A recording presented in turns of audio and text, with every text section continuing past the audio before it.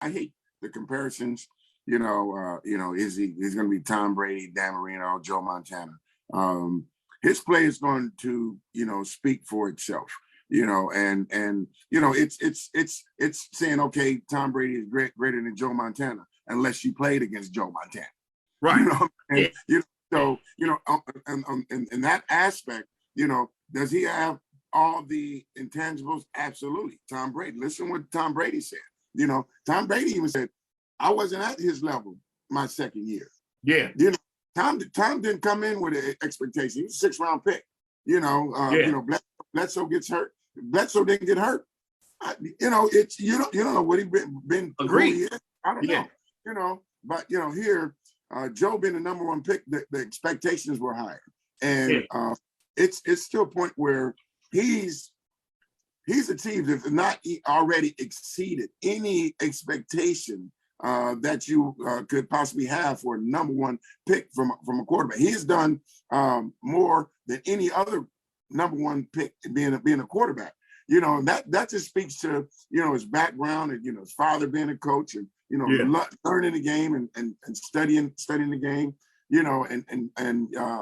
Like you said, the lights aren't too big for him. In that national championship game, against Alabama, doing what he did. I remember that in that game, he took a hell of a shot and he got up. Next play, he threw a touchdown. It's that, man. He's like you said, the decisions that he's making.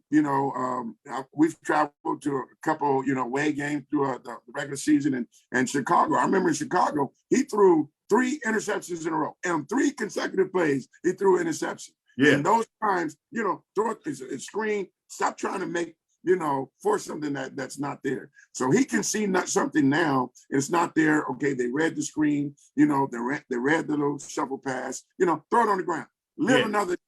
Exactly. So with a quarterback, he's making those championship run decisions, and that's why we're here and they're here in LA right now. Absolutely, and honestly, Joe, I think that they should do it already. Mike Brown and Zach Taylor, they need to start building the Joe Burrow statue that's going to be right outside Paul Brown Stadium. They need to start it right now. The fact that he has the Bengals in a position to capture their first Super Bowl in history, he deserves a statue. He deserves a statue outside of Paul Brown. Well, that's coming. There's some other legends in Bengal Nation, but that kid, he wouldn't care 2 cents whether or not they had a statue. I don't think he plays for the accolades. I think he plays for the love of the game, man. And one thing about when you go on a Super Bowl run like this, it's special. Yeah. Any team, even the losing teams, it's something special. And he's the kid that has that. You can't make someone a leader. You can't make someone have it. Even the most talented guys. And he's a guy that has it.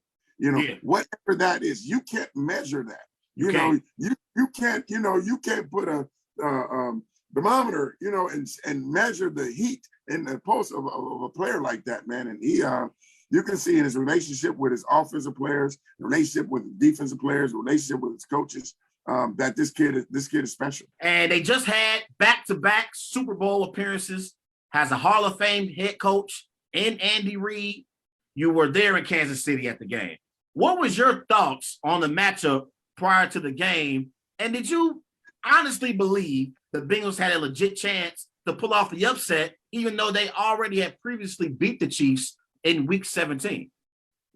Deep down in my heart, honestly, I say yes. Okay. I said this because a lot of you're going into the game, of course, Kansas City, they're at home. You're playing the Arrowhead. And I don't know if you ever been to Arrowhead. I ain't been there.